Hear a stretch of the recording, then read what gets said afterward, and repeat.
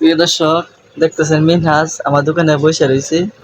তো আমি একটু বাইরে গিয়েছিলাম, আয়সা দিয়ে বই রয়েছি। আমি জানতেছি মিনহাজ তুমি আমার স্যারে কি করো?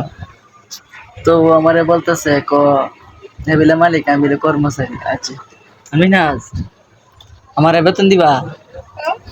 তুমি না মালিক, আমার বেতন দেও, বেতন দেও। মিনহাজ, তুমি আমার স্যার বলছো কেন? তুমি মালিক, তা তুমি মালিক তো আমার বেতন দেও তাইলে।